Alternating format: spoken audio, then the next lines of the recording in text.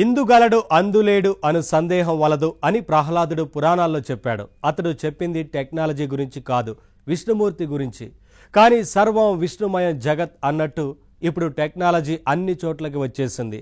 ఇందులో టెక్నాలజీ ఉంది, అక్కడ లేదు అని చెప్పడానికి ఆస్కారమే లేని పరిస్థితి. ఇదిగో మరి ఎలక్షన్స్ విషయంలో కూడా టెక్నాలజీదే రాజ్యం. రాజులు తరాజులైన టెక్నాలజీయే తిరుగులేని కింగ్. ఇప్పుడు ఓటర్ల నమోదు ప్రక్రియ నుంచి వాళ్ళ మనసుల్ని ప్రభావితం చేసే వరకు, పోల్ నిర్వహణ నుంచి ఫైనల్ రిజల్ట్స్ వరకు ఎలక్షన్స్లో ప్రతి అడుగులోనూ టెక్నాలజీ తన ముద్ర వేస్తోంది, ప్రతిభ చూపిస్తోంది. మరి ఈ ఎలక్షన్ వేళ టెక్నాలజీ ఎన్నెన్ని రూపాల్లో దర్శనమిస్తోందో ఓ లుక్కేద్దామా?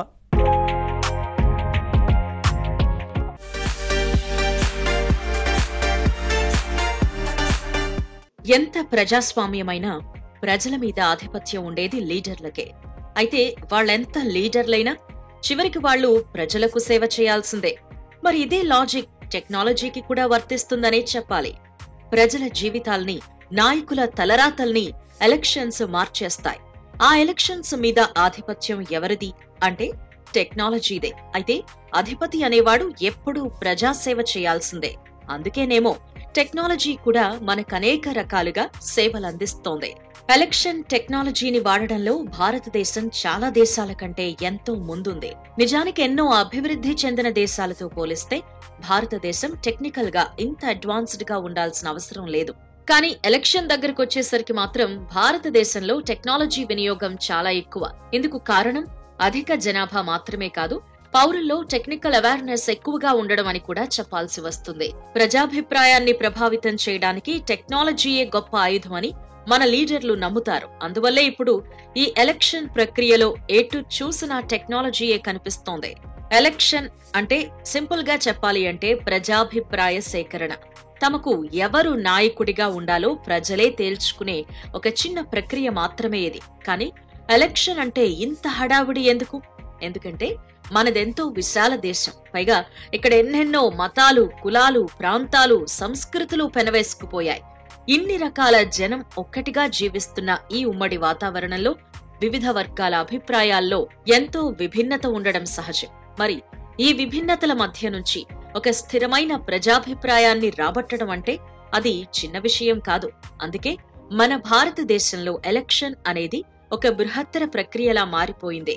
దేశంలో ఎంతమంది ఓటర్లు ఉన్నారు, వాళ్ళు ఎవరెవరు అనే విషయాలు సేకరించి పక్కా ఓటర్ల జాబితా తయారు చేయడం భారతదేశంలో లాంటి దేశంలో అంత సులువైన పని కాదు. అయితే డిజిటలైజేషన్ వచ్చిన తరువాత ఈ పని కొంత సులువైంది, పొరపాట్లు కూడా తగ్గాయి. డూప్లికేట్ ఎంట్రీలు, దొంగ ఎంట్రీలు లాంటి వాటిని తొలగించి సరైన నిజాయితీ కలిగిన ఓటర్ల జాబితా తయారు చేయాలంటే టెక్నాలజీ తప్పనిసరి. ముఖ్యంగా బయోమెట్రిక్ టెక్నాలజీ వచ్చాక ఒక ఓటర్ని మరొక ఓటర్గా భావించే పొరపాటుకి చోటు లేకుండా పోయింది. ఓటర్ల నమోదు కోసం ఇప్పుడు వెబ్సైట్స్ ని కూడా వేదికలుగా వాడుతున్నారు. కొన్ని అఫీషియల్ యాప్స్ కూడా ఇందుకోసం అవైలబుల్ గా ఉన్నాయి. అయితే ఓటర్ నమోదు అన్నది ఒక్కసారి చేసేస్తే అయిపోయే పని కాదు. అమ్మయ్యా అయిపోయింది అని సంతోషపడగలిగే సంగతి ఎంత మాత్రం కాదు. ఇదొక నిరంతర ప్రక్రియ. మనుషులు, ప్రాంతాలు మారుతారు, దాంతో వాళ్ల ఓటు ప్లేస్ మారిపోవచ్చు. అలాగే వృద్ధులు చనిపోతూ ఉంటారు, వారి పేరుతో వేరే వారు దొంగ ఓట్లు వేయకుండా చూసుకోవాలి. ఓటింగ్ వయసొచ్చిన యువత కొత్తగా ఓటర్లుగా నమోదు కావాలి. అసలు ఓటర్ నమోదు విషయంలోనే పొరపాట్లు జరగొచ్చు. మరి ఇన్ని గొడవల మధ్య కొత్తగా ఒక్కో ఎలక్షన్ వచ్చినప్పుడల్లా దానికోసం ఒక పర్ఫెక్ట్ ఓటర్ జాబితా తయారు కావాలి అంటే డేటా పరంగా కష్టపడాల్సి ఉంటుంది. జనాభా లెక్కలన్నీ కరెక్ట్ గా ఉండాలి. ఓటర్ల వ్యక్తిగత వివరాలన్నీ ఎప్పటికప్పుడు అప్డేట్ చేసుకుంటూ ఉండాలి.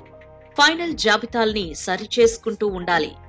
టెక్నికల్ పరిభాషలో చెప్పాలంటే అంతా data collection, data analysis, analytics, ఇలా ఎన్నో పేర్లు చెప్పుకోవాల్సి వస్తుంది. టెక్నాలజీ అనేది లేకపోతే ఇంత పెద్ద డేటా సెట్స్ ని మేనేజ్ చేయడం అన్నది దాదాపు అసాధ్యం. డిజిటల్ టెక్నాలజీ రాకపూర్వం ఈ పనులన్నీ కాగితాలపైనే జరిగేవి.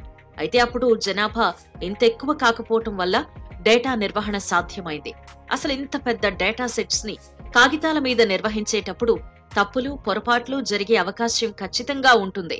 అయితే ఇప్పటి కాలంతో పోలిస్తే అప్పట్లో నిజాయితీ ఎక్కువ. ప్రజల్లో అయితేనేం, అధికారుల్లో అయితేనేం, రాజకీయ నాయకుల్లో అయితేనేం తప్పు చేయకూడదన్న భావం ఎక్కువ. బహుశా అందుకేనేమో టెక్నాలజీతో పని లేకుండానే ఎలక్షన్ ప్రక్రియ అంతా సవ్యంగా సాగిపోయేది. అయితే జనాభా పెరిగి ప్రజల్లో అవేర్నెస్ పెరిగిన ఈ కాలంలో ఇంత పెద్ద డేటా సెట్స్ ని నిర్వహించడం అన్నది టెక్నాలజీ లేకుండా ఊహకి కూడా అందని విషయం. ఫింగర్ ప్రింట్స్, ఐరిస్ రిజిస్ట్రేషన్ ఇలాంటి బయోమెట్రిక్ విధానాలతో దేశంలోని ప్రతి పౌరుడిని స్పష్టంగా గుర్తించే అవకాశం ఏర్పడింది. ఓటర్ నమోదులో ఒకవేళ తప్పులు జరిగితే ఆ తప్పుల్ని ఎప్పటికప్పుడు సవరించుకోగలిగే అవకాశాలు కూడా ఉన్నాయి. ఫైనల్ ఓటర్ లిస్ట్ లో మన పేరుందా, అక్కడ మన డీటెయిల్స్ కరెక్ట్ గా ఉన్నాయా, ఇవన్నీ మనమే చెక్ చేసుకుని మనమే అఫీషియల్ సైట్ లోకి లాగిన్ అయి మన వివరాలను కరెక్ట్ చేయమని కోరే అవకాశాలు ఇప్పుడున్నాయి. ఇదంతా టెక్నాలజీ వల్లే సాధ్యమైంది. ఓటర్ రిజిస్ట్రేషన్ విషయం పక్కన పెడితే అసలు ప్రజాభిప్రాయాన్ని ప్రభావితం చేయటం అన్నది ఎలక్షన్లో అత్యంత కీలకమైన విషయం. ఈ కోణంలో కూడా టెక్నాలజీ పాత్ర చాలా పెద్దదే. నిజానికి టెక్నాలజీ అతి ఎక్కువ ప్రభావం చూపిస్తుంది ఈ విషయంలోనే అని కూడా చెప్పవచ్చు.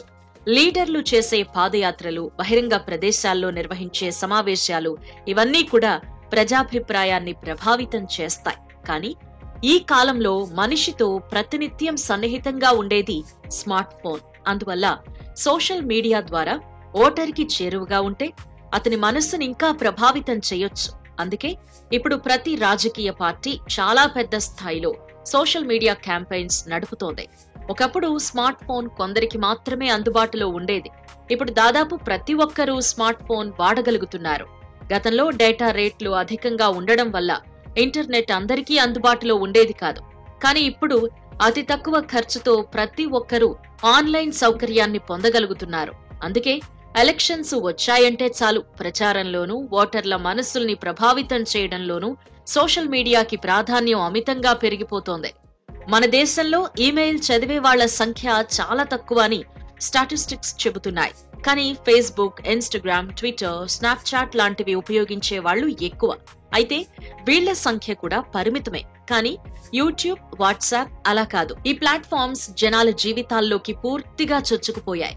ఫేస్బుక్, ఇన్స్టాగ్రామ్ లాంటి వేదికల మీద పొలిటికల్ మీమ్స్ ఎన్నో ప్రచారంలోకి వస్తున్నా జనాన్ని ఆకట్టుకుంటున్న ఎలక్షన్ క్యాంపెయినింగ్ లో అతి ముఖ్యమైనవి మాత్రం యూట్యూబ్ వీడియోలు, వాట్సాప్ మెసేజ్లు అని చెప్పాల్సి వస్తుంది. యూట్యూబ్ విషయమే తీసుకుంటే ముఖ్యంగా షార్ట్ వీడియోలతో ప్రజాభిప్రాయాన్ని ప్రభావితం చేసేందుకు ఎన్నో ఛానల్స్ ప్రయత్నిస్తున్నాయి. ప్రస్తుతం యూట్యూబ్ ఛానల్లో రాజకీయ పార్టీల అఫీషియల్ ఛానల్స్ మాత్రమే కాదు, ఆ పార్టీలకు సపోర్ట్ చేసే ఇండివిడ్యువల్ వ్యక్తుల ఛానల్స్ కూడా ప్రజాభిప్రాయంపై ప్రభావం కలగజేస్తున్నాయి. ఫ్రాంక్ గా చెప్పాలంటే అఫీషియల్ ఛానల్స్ కంటే ఈ అన్అఫీషియల్ సపోర్టర్ల వీడియోలకే ఎక్కువ క్రేజ్ ఉంటోంది. ఇక వాట్సాప్ గ్రూపుల్లో నిత్యం కొన్ని కోట్ల ఎలక్షన్ మెసేజ్లు సర్క్యులేట్ అవుతున్నాయి. లీడర్ల విజయావకాశాల్ని ప్రభావితం చేస్తున్నాయి. ఒకరి ఫేస్ ని మరొకరి ఫేస్ గా చూపించే డీప్ ఫేక్ వీడియోలు కూడా ఈ మధ్య జనాన్ని ఎక్కువగా ఆకర్షిస్తున్నాయి. డీప్ ఫేక్ వీడియోల విషయంలో అనేక రిపోర్టులు, కంప్లైంట్స్ ఉన్నప్పటికీ ఒకసారి ఒక వీడియో పాపులర్ అయిపోయిన తర్వాత దాన్ని జనం నుంచి దూరం చేయడం చాలా కష్టం. వీడియోలు మాత్రమే కాదు, పాడ్కాస్ట్లు, ఇన్ఫోగ్రాఫిక్స్, మల్టీమీడియా మెసేజెస్ కూడా ఎలక్షన్స్ లో ఎంతో కొంత ప్రభావాన్ని చూపిస్తున్నాయి. అయితే కొన్ని రాజకీయ పార్టీలు మాత్రం అఫీషియల్ గా ఈమెయిల్ ప్రమోషన్ క్యాంపెయిన్స్ నిర్వహిస్తూ ఓటర్లకు చేరువయ్యే ప్రయత్నం చేస్తున్నాయి. ఇక ఎలక్షన్ నిర్వహణలో టెక్నాలజీ వినియోగం మాటకొద్దాం. ఒకప్పుడు ఎలక్షన్ జరిగితే రిజల్ట్ చెప్పడానికి ఎంతో కాలం పట్టేది. అయితే ఎలక్ట్రానిక్ ఓటింగ్ మెషిన్స్ వచ్చిన తర్వాత ఈ పని ఎంతో సులువైంది. అయితే ప్రజాస్వామ్యానికి అతి ముఖ్యమైన ఎలక్షన్ ప్రక్రియలో టెక్నాలజీని విరివిగా వినియోగించినప్పుడు కొన్ని అనుమానాలు రావడం సహజం. ఈవీఎం మెషిన్లన్నీ ట్యాంపరింగ్ చేసేయొచ్చని ఇప్పటికీ కొంతమంది మాట్లాడుతూ ఉంటారు. అయితే voter verified paper audit trial ఉంది. దీన్నే వీవీప్యాట్ అంటాం. ఈ వీవీప్యాట్ మెషిన్స్ ద్వారా ఓటర్లు తమ ఓటుని వెరిఫై చేసుకునే అవకాశం ఉంది. ఇక జీపీఎస్, ఎలక్షన్ నిర్వహణలో మనం ఎంత మాత్రం గుర్తించని విషయం జీపీఎస్. అలవాటైపోవడం వల్ల మనం దీన్ని ప్రత్యేకంగా గుర్తించడం లేదు గాని నిజానికి జీపీఎస్ వచ్చిన తర్వాతే ఎలక్షన్ నిర్వహణ సులువైందని చెప్పవచ్చు. వివిధ పోలింగ్ బూతుల్లో ఎలక్షన్స్ నిర్వహించేటప్పుడు ఉన్న వనరులని ఎలా వినియోగించుకోవాలి, ఒకచోట ఉన్న ఎలక్షన్ నిర్వహణ సామాగ్రి మరో చోటికి ఎంతసేపట్లో చేరగలుగుతుంది, ఓట్లు వేశాక ఈవీఎంల్ని ఎంతసేపట్లో ఎక్కడికి చేర్చాలి, ఎంతసేపట్లో చేరాయి, ఇలాంటివన్నీ ఎలక్షన్ లో చాలా ముఖ్యమైన విషయాలు. ఇలాంటి వాటన్నింటిలో జీపీఎస్ టెక్నాలజీ ఎంతగానో ఉపయోగపడుతోంది. ఎగ్జిట్ పోల్స్ విషయంలో కూడా టెక్నాలజీ పాత్ర చాలా ఎక్కువ. ఎన్నికల ఫలితాన్ని కూడా ఒక అందమైన ఫార్మాట్ లో అందించాలి అంటే అందుకు టెక్నాలజీ తప్పనిసరి. ఎలక్షన్ రిజల్ట్స్ ని అట్రాక్టివ్ విజువల్స్ గా మోషన్ గ్రాఫిక్స్ రూపంలో ఈజీగా అర్థమయ్యేలా మీడియా సంస్థలు అందించగలుగుతున్నాయి అంటే దాని వెనుక ఉన్నదంతా టెక్నాలజీ పవరే. సింపుల్ గా చెప్పాలంటే ఎలక్షన్ అంటే డేటా.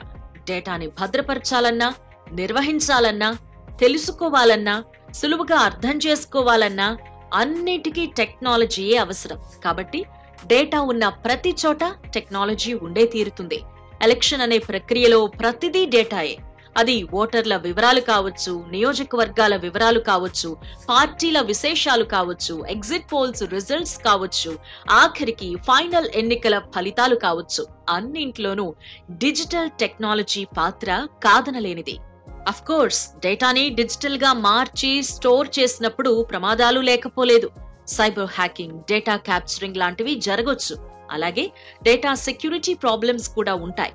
కోట్ల మంది ప్రజల వివరాలు సేకరించి ఒక చోట ఉంచినప్పుడు ఆ పర్సనల్ డేటాని ఎవరైనా యాక్సెస్ చేస్తే అది దుర్వినియోగానికి గురయ్యే ప్రమాదం ఉంది. అలాగే డిజిటల్ టెక్నాలజీ వల్ల నకిలీ సమాచారం కూడా జనంలోకి వెళ్లే అవకాశం ఎక్కువ. డీప్ ఫేక్, వాయిస్ క్లోనింగ్ లాంటి టెక్నాలజీస్ వల్ల ఫ్యూచర్ లో ఏది నిజమో ఏది అబద్ధమో తెలియక జనం అయోమయంలో పడే అవకాశం కూడా ఉంది. అయితే అంత మాత్రాన టెక్నాలజీని పక్కన పెట్టేద్దామా? అది తెలివైన పని కాదు. మరేం చెయ్యాలి? మరింత పటిష్టమైన ప్రోటోకాల్స్ నిర్మించుకోవాలి. సైబర్ భద్రత పెంచుకోవాలి. అది జరిగితే ఒక్క తప్పు కూడా లేని ఓటర్ లిస్ట్లతో ఫ్యూచర్ లో పర్ఫెక్ట్ ఎలక్షన్స్ నిర్వహించుకోగలం. పర్సనల్ డేటాకి భద్రత కలిగించే సరికొత్త ఎన్క్రిప్షన్ విధానాలు ఆవిర్భవిస్తే టెక్నాలజీ వల్ల అంతా మంచే జరుగుతుంది. ఇక last but not least block chain technology గురించి కూడా చెప్పుకు తీరాలి. ఎలక్షన్ లో బ్లాక్ చైన్ టెక్నాలజీ మీద ఇప్పటికే ప్రయోగాలు జరుగుతున్నాయి. ఫ్యూచర్ లో ఈ టెక్నాలజీ పూర్తిగా ఎలక్షన్ రంగంలోకి అడుగుపెట్టడం ఖాయం. బ్లాక్ చైన్ టెక్నాలజీ వస్తే ఏంటి? వస్తే అప్పుడు ఓటింగ్ లో తప్పులు జరిగే అవకాశమే ఉండదు. బ్లాక్ చైన్ టెక్నాలజీ మాత్రమే కాదు, artificial intelligence, internet of things ఇలాంటి టెక్నాలజీలన్నీ అభివృద్ధి చెంది ప్రాక్టికల్ గా వినియోగంలోకి వస్తే భవిష్యత్తులో ఎలక్షన్ రూపురేఖలే మారిపోతాయి. ఓటర్ అన్నవాడెవ్వడూ పోలింగ్ బూత్ కి వెళ్లాల్సిన అవసరం ఉండదు. రిమోట్ ఓటింగ్ విధానం ఆవిష్కృతమవుతుంది. ఎవ్వరూ ఎక్కడికి పరుగులు తీయాల్సిన పని లేకుండా నేరుగా తమ మొబైల్ నుంచే ఓట్ చేసే అవకాశం ఉంటుంది.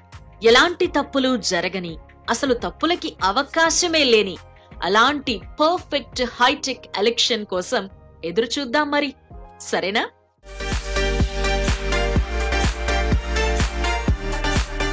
టెక్నాలజీ అనేది రెండు వైపులా పదునున్న కత్తి లాంటిది. దాన్ని మంచి అవసరాలకు ఎంతో బాగా వాడుకోవచ్చు. కానీ వాడేవాడు మంచివాడు కాకపోతే అదే టెక్నాలజీ చెడు చేస్తుంది, చెడ్డ చిరాకు తెప్పిస్తుంది. టెక్నాలజీని తప్పుడు పద్ధతిలో వాడేవాళ్ళు ఎప్పుడు ఏ అవకాశం వస్తుందా అని చూస్తారు. అలాంటి వాళ్ళకి ఎలక్షన్ కూడా ఓ పెద్ద అవకాశమే. మరి ఈ ఎలక్షన్ సీజన్లో టెక్నో ఫ్రాడ్స్ ఎలా పెరిగిపోయాయో, మన చుట్టూ ఏమేం మోసాలు జరుగుతున్నాయో తెలుసుకోవాలి కదా. తెలుసుకోవాలంటే ఈ స్కిట్ చూడాల్సిందే. హలో, చెప్పండి సార్. ఏమండి, మీరు ఇప్పుడు బిజీగా ఉన్నారా? బిజీ అంటే అది మిమ్మల్ని ఒకసారి కలవాలి, మీతో మాట్లాడాల్సిన పని ఉందండి. ఒకసారి రాగలరా? సార్, మీరు రమ్మంటే రాకుండా ఉండగలమా సార్? వస్తాను సార్. నమస్తే సార్. నమస్తే అండి, కూర్చోండి. ఏంటి సార్, ఫోన్ చేసి మరీ పిలిచారు? ఏమండి, ఏదో అవసరమైంది, పిలిచాము, పిలవకూడదా? అబ్బే, అలా అని కాదండి. జనరల్ గా చాలా మంది వాళ్ళకి ఏదైనా టెక్నికల్ ప్రాబ్లం వస్తే నాకు కాల్ చేస్తారు. నేను సాల్వ్ చేయలేని ప్రాబ్లం వచ్చినప్పుడు మీకు కాల్ చేస్తాను. కానీ ఇప్పుడు మీరే కాల్ చేసి పిలిచేసరికి అవునండి, మాకు కూడా చాలా ప్రాబ్లమ్స్ ఉన్నాయి. కాకపోతే అవి మా ప్రాబ్లమ్స్ కాదు, జనం ప్రాబ్లమ్స్. ఏంటండి ఈ విషయం? ఎలక్షన్ సీజన్ కదండి, టెక్నాలజీ ఫ్రాడ్స్ చాలా ఎక్కువైపోయాయి. ఎలక్షన్ ప్రభావం ఫ్రాడ్స్ మీద కూడా పడిందన్నమాట. కానీ ఫ్రాడ్స్ ప్రభావం ఎలక్షన్ మీద పడకుండా చూసుకోవాలి కదా. చూడండి, ఈ ఎలక్షన్ సీజన్ పేరు చెప్పి ఎన్ని రకాల ఫ్రాడ్స్ పెరిగిపోయాయో. వీటి గురించి మీరు జనాన్ని ఎలక్ట్ చేస్తారని మిమ్మల్ని పిలిచారు. అవును సార్, నేను కూడా అబ్జర్వ్ చేశాను. ఈ మధ్యన కొన్ని ఫిషింగ్ స్కామ్ కేసులు నా దగ్గరికి వచ్చాయి. ఎలక్షన్ అథారిటీస్ పంపించినట్టు దొంగ మెసేజ్లు, అందులో ఫేక్ లింకులతో జనాన్ని పక్కదారి పట్టించారు. మెసేజ్లు మాత్రమే కాదండి, ఎలక్షన్ పేరు చెప్పి ఫేక్ ఈమెయిల్స్ కూడా పెరిగిపోయాయి. ఇదిగో మీ ఓటర్ రిజిస్ట్రేషన్ డీటెయిల్స్ చెక్ చేసుకోండి అని ఆ మెయిల్లో వాళ్ళు లింక్ ఇస్తారు. దాని మీద క్లిక్ చేస్తే అంతే సంగతి. అవును సార్. అలాంటివే కాదు, ఇంకా చాలా ఉన్నాయి. ఇదిగో మా డేటా రికార్డ్స్ నుంచి అన్ని లిస్ట్ అవుట్ చేసి పెట్టాం. ఫిషింగ్ స్కామ్స్ గురించి, హ్యాకర్ అటాక్స్ గురించి, ర్యాన్సమ్ వేర్ అటాక్స్ గురించి చాలా అలర్ట్ ప్రోగ్రామ్స్ నడిపాం. ఈ మధ్యన బీ అవేర్ అనే ఒక వర్క్ షాప్ కూడా కండక్ట్ చేశాం సార్. ఆ బిహేవియర్ ప్రోగ్రామ్కి ఇవన్నీ కూడా కలపండి. లిస్టు చూసారా ఎంత పెద్దది ఉందో? ఎలక్షన్ పేరు చెప్పి జరుగుతున్న మోసాలు ఇవన్నీ అక్కర్లేదండి. ఈ ఫ్రాడ్ లిస్ట్ కాపీ మొత్తం నేను మీకు ఇస్తాను. Don't worry. చెప్పండి sir. Fake news and misinformation campaigns. Misinformation క్యాంపెయిన్సా? అవునండి, చూడండి. ఓటర్ని ఇన్ఫ్లుయెన్స్ చేయడానికి ఫేక్ న్యూస్ క్యాంపెయిన్స్ రన్ చేస్తున్నారు చాలా మంది. ఇగో అక్కడ అలా జరిగింది, ఇక్కడ ఇలా జరిగిందని ఏదో న్యూస్ పోస్ట్ చేస్తూ ఉంటారు. అందులో ఒక్కటి నిజం ఉండదు. పైగా ఫేక్ న్యూస్ కి ప్రూఫ్ గా ఫోటో ఒకటి, అది కూడా ఫేక్. ఈ కాలంలో ఫేక్ వీడియోలు సృష్టించగలుగుతున్నారు కదండి ఏఐతో. అలాంటిది ఫేక్ ఇమేజెస్ క్రియేట్ చేయడానికి ఏముంది? ఇదిగో ఏరియా చెప్పను కానీ ఇక్కడ చూడండి, అక్కడ పోటీ చేస్తున్న క్యాండిడేట్ మీద క్రిమినల్ కేసులు ఉన్నాయని ఏకంగా ఫేక్ న్యూస్ ఆర్టికల్ జనరేట్ చేశారు. ఈ క్లిప్ ఇప్పుడు వాట్సాప్ గ్రూపుల్లో తెగ సర్క్యులేట్ అవుతుంది. సెట్ చేస్తాను చూడండి. ఇది ఫేక్ అని తెలిసిపోతుంది కదండి. మీరు టెక్ ఎక్స్పర్ట్ కాబట్టి మీకు తెలిసింది, సామాన్యులకు ఎలా తెలుస్తుందండి? అయినా అది ఫేక్ అని తెలిసేలోపు ఆ క్యాండిడేట్ మీద బ్యాడ్ ఇంపాక్ట్ క్రియేట్ అవుతుంది కదండి. అది చాలు వాళ్ళకి. అది కరెక్టే. అయినా ఈ కాలంలో ఎక్స్పర్ట్స్ కూడా పట్టుకోలేని స్థాయిలో ఫేక్స్ క్రియేట్ చేసే అవకాశం ఉంది కదా. ఇగో ఇక ఇది చూడండి. ఈవీఎం ఫ్రాడ్ అంటే వీడు ఏకంగా వీడియో రిలీజ్ చేశాడు. వీడియోనా? ఇదిగో ఈవీఎం ఇలా ట్యాంపర్ చేయొచ్చని మహాజ్ఞానిలాగా ఓ వీడియో పెట్టాడు. నిజానికి ఇదిగో ఈ వీడియోలో వాడు చెప్పిందంతా అబద్ధం, అసలు అది అసాధ్యం. కానీ ఈ వీడియోను కూడా ఎంతో మంది నమ్మేశారు. నమ్ముతారు సార్. ఇదిగో ప్రూఫ్ అంటూ వీడియో చూపిస్తుంటే కొంతమంది అయినా నమ్మే అవకాశం ఉంది కదా. ఇదే వీడియోతో వచ్చిన ప్రమాదం. ఇదిగో ఈ కేటగిరీ చూడండి. కొన్ని పొలిటికల్ పార్టీలు వందల కొద్ది ఫేక్ అకౌంట్స్ పెట్టుకుంటున్నాయి. వాటిలో బ్యాట్స్ క్రియేట్ చేసి ప్రతిరోజు ఫేక్ ఇన్ఫర్మేషన్ క్రియేట్ చేస్తున్నాయి. ఇక డీప్ ఫేక్స్ గురించి తెలుసు కదా. ఇగో పలానా రాజకీయ నాయకుడు పలానా వర్గం వాళ్ళని బూతులు తిట్టాడంటూ వీడియోలు తయారు చేసి కొన్ని వీడియోలు కావాల్సినట్టుగా షూట్ చేసుకుని అందులో ఫేసులు కావాల్సినట్టుగా మార్చారు. డీప్ ఫేక్స్ మాత్రమే కాదు సార్, ఇప్పుడు వాయిస్ క్లోనింగ్ తో కూడా చాలా ప్రమాదాలు ఉన్నాయి. ఏ టెక్నాలజీ ఉపయోగిస్తే మనం మాట్లాడనేది కూడా మాట్లాడినట్టు క్రియేట్ చేయొచ్చు కదా. ఇంకా కొంత నయం. ఏఐ అనేది ప్రస్తుతం కొన్ని ఎక్స్ప్రెషన్స్ ని సరిగ్గా క్రియేట్ చేయలేకపోతుంది. అది కూడా వచ్చిందంటే ఒరిజినల్ ఏదో డూప్లికేట్ ఏదో తెలియని దారుణమైన పరిస్థితులు వస్తాయి సార్. ఇదిగో ఇది చూడండి. Online voter registration fraud. ఇదిగో పలానా వాడు మన పార్టీకి ఓటు వేయడం తెలిస్తే వాడి పేరును ఓటర్ లిస్టులోంచి తీసేయాలని ప్రయత్నించడం. దీనికి కొన్ని మార్గాలు కనిపెట్టారు. అదే కాదు సార్, ఒకే మనిషి 4-5 ఫేక్ ఐడీలు క్రియేట్ చేసుకుని రిజిస్టర్ కావడం కూడా నేను చూశాను. సరే వాడు పోలింగ్ బూత్ దగ్గర దొరుకుతారు కానీ ఇది చూడండి, ఏకంగా ఎలక్షన్ సిస్టమ్ మీద అటాక్ చేయటం. దేశం ప్రదేశం నేను చెప్పను కానీ ఈ మధ్య 1-2 ప్రదేశాల్లో ఓటర్ల డేటా ఉన్న కంప్యూటర్ సిస్టమ్ మీదే అటాక్ చేయడానికి హ్యాకర్లు ప్రయత్నించారు. మన దేశంలో ఇలాంటివి తక్కువే కదా సార్. ఓటర్ల డేటా ఉన్న కంప్యూటర్ మీదే అటాక్ జరిగిందని అనుమానం వచ్చినా జనానికి ఎలక్షన్ మీద నమ్మకం పోతుంది కదండి. అది ఇంకా డేంజర్. అందుకే ఎలక్షన్ డేటాను చాలా కేర్ఫుల్ గా చూసుకోవాలి. ఏమైనా మన వాళ్ళకి టెక్నాలజీ మీద అవగాహన చాలా తక్కువ అండి. ఈవీఎంలో ట్యాంపరింగ్ జరిగింది, ఓటర్ల డేటా సర్వర్ల మీద అటాక్ జరిగింది అని ఎవడైనా చిన్న మాట అంటే చాలు, అందులో ఏమాత్రం నిజం లేకపోయినా జనం అనుమానపడిపోతారు. అవునండి, మన వాళ్ళని నమ్మించడం చాలా కష్టం, బెదిరించడం సులువేనండి. ఇక్కడ చూడండి, ఓటర్ ఇంటిమిడేషన్ కేసులు. ఎవడైనా ఒక ఓటరు ఆన్లైన్లో ఒక పార్టీకి వ్యతిరేకంగా మాట్లాడుతుంటే ఆన్లైన్లో అక్కడికక్కడే వాడిని బెదిరించేయటం. ఇదిగో ఇక ఫేక్ ఓటర్ ఐడి రాకెట్స్. కొన్ని ప్రింటింగ్ ప్రెస్ల్లో ఫేక్ ఓటర్ ఐడీలు తయారు చేస్తూ దొరికారు. టెక్నాలజీ పెరిగాక ఇగో ఇలాంటివి బాగా ఈజీ అయిపోయాయి. టెక్నాలజీకి మందు టెక్నాలజీయే సార్. ముళ్ళుని ముళ్ళుతోనే తీయాలన్నట్టు టెక్నాలజీతో జరిగే మోసాలన్నింటినీ టెక్నాలజీతోనే ఎదిరించగలం. ఎస్, అందుకే ఏది నిజం ఏది కాదు అనే విషయంలో ప్రజలను మీరు అలర్ట్ చేస్తూ ఉండాలి. ఆ ఉద్దేశంతో మిమ్మల్ని పిలిపించి ఈ ఇన్ఫర్మేషన్ అంతా చెప్పాను.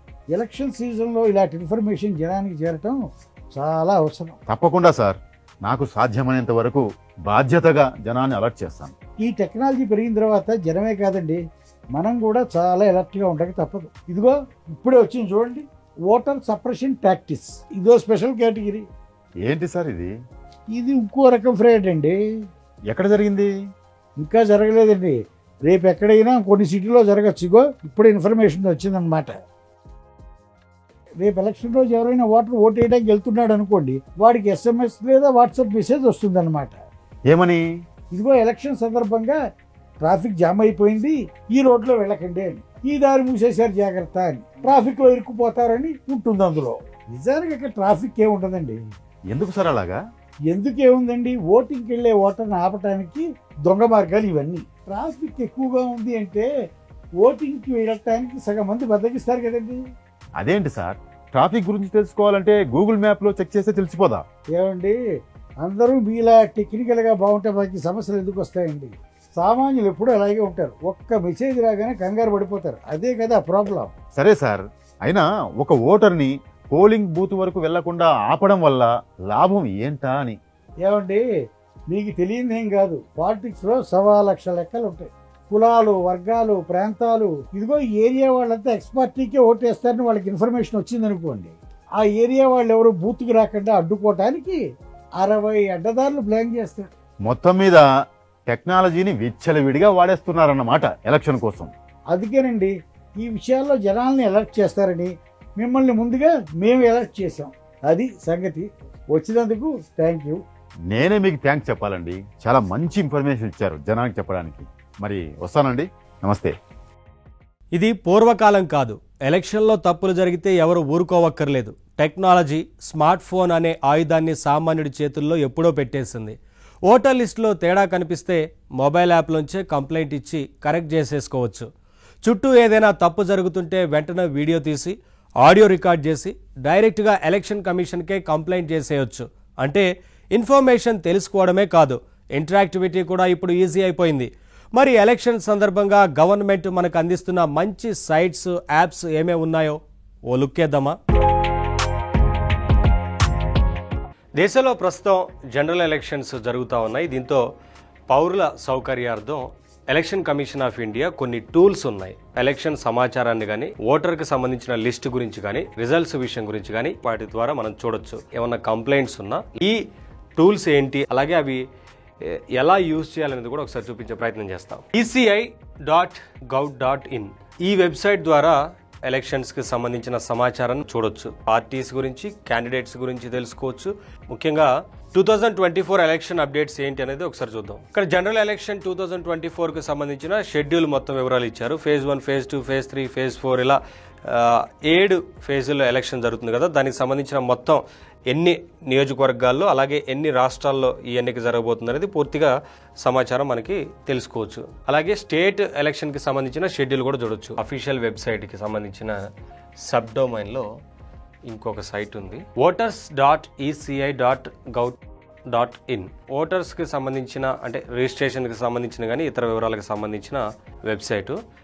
ఇప్పుడు new registration for general electors అని ఇచ్చారు కదా, ఫిల్ ఫామ్ 6 అని ఉంది. సింప్లీ మనం ఇక్కడ డౌన్లోడ్ ఆప్షన్ ఉంది, డౌన్లోడ్ చేసి ఫిల్ చేసుకోవచ్చు. ఇక్కడ మనం ఏదైనా కంప్లైంట్స్ చేయాలన్నా, సజెషన్ చేయాలన్నా రిజిస్టర్ అవ్వచ్చు. సెర్చ్ ఇన్ ఎలక్టోరల్ రోల్, ఫలానా ఓటర్ నేమ్ ఇందులో ఉందా లేదా అని సెర్చ్ చేయొచ్చు. యాప్స్ ఏమున్నాయి చూద్దాం. యాప్స్కి సంబంధించి ఎలా వాడాలి అనేది కూడా చూద్దాం. సివిజిల్ యాప్లో ముఖ్యంగా మోడల్ కోడ్ ఆఫ్ కాండక్ట్ని ఎవరైనా సరే ఉల్లంఘిస్తే మనం కంప్లైంట్ చేయాలన్నప్పుడు ఈ యాప్ యూజ్ అవుతుంది. సో ఏమేమి వైలేట్ చేస్తే కంప్లైంట్ చేయడానికి ఉంటుంది అనేది చూద్దాం. ఫైర్ ఆర్మ్స్ డిస్ప్లే, ఎవరైనా గన్నుకు సంబంధించి చూపించడం, బెదిరించడం, తీయడం కానీ చేస్తే కంప్లైంట్ చేయొచ్చు. లిక్కర్, డ్రగ్స్ డిస్ట్రిబ్యూషన్ చేస్తున్నారని తెలిసినా, మనీ డిస్ట్రిబ్యూషన్ జరుగుతుందని తెలిసిన, ప్రాపర్టీ డిఫేస్మెంట్, ఎవరైనా సరే వారి ఇళ్ళని ధ్వంసం చేయడానికి వచ్చినా, లేదంటే అక్కడ ఏం జరిగిన ప్రాపర్టీకి సంబంధించి మనం డిఫేస్మెంట్ జరిగినప్పుడు కంప్లైంట్ చేయొచ్చు. ఫేక్ న్యూస్ స్ప్రెడ్ చేస్తే కంప్లైంట్ చేయొచ్చు. ఓటర్స్ ట్రాన్స్పోర్టేషన్, ఒక ప్రాంతం నుంచి ఇంకొక ప్రాంతానికి ఓటర్స్ని తరలించడం కానీ ఇటువంటి చాలా ఉంటాయి, వాటికి సంబంధించి కంప్లైంట్ చేయొచ్చు. ఫ్రీబీస్ డిస్ట్రిబ్యూషన్, ఏదైనా సరే ప్రలోభాలకు గురి చేయడం, ఏవైనా వస్తువులు ఇచ్చి ప్రలోభాలకు గురి చేసినట్లు తెలిసినా, తర్వాత పెయిడ్ న్యూస్ ఏదైనా ఇస్తున్నా, విద్వేషాలు రెచ్చగొట్టే రకంగా మాట్లాడినా, తర్వాత ఇంటిమిడేషన్, ఒకరిని బెదిరింపులకు గురి చేసినా సరే వీటన్నిటికి సంబంధించి మనం కంప్లైంట్ చేయడానికి model code of conduct violation కింద మనం కంప్లైంట్ చేయొచ్చు. So register complaint through photo ద్వారా అయినా మనం క్లిక్ చేసి ఫోటో తీసి దానికి సంబంధించి అప్లోడ్ చేసి మనం రాయొచ్చు. లేదా వీడియో ద్వారా అయినా మనం ఇక్కడ క్లిక్ చేసి వీడియో తీసి అప్లోడ్ చేయొచ్చు. లేదా మనకున్న వీడియోని గ్యాలరీలోకి వెళ్ళైనా సరే అప్లోడ్ చేసి ఆ కంప్లైంట్ రాయొచ్చు.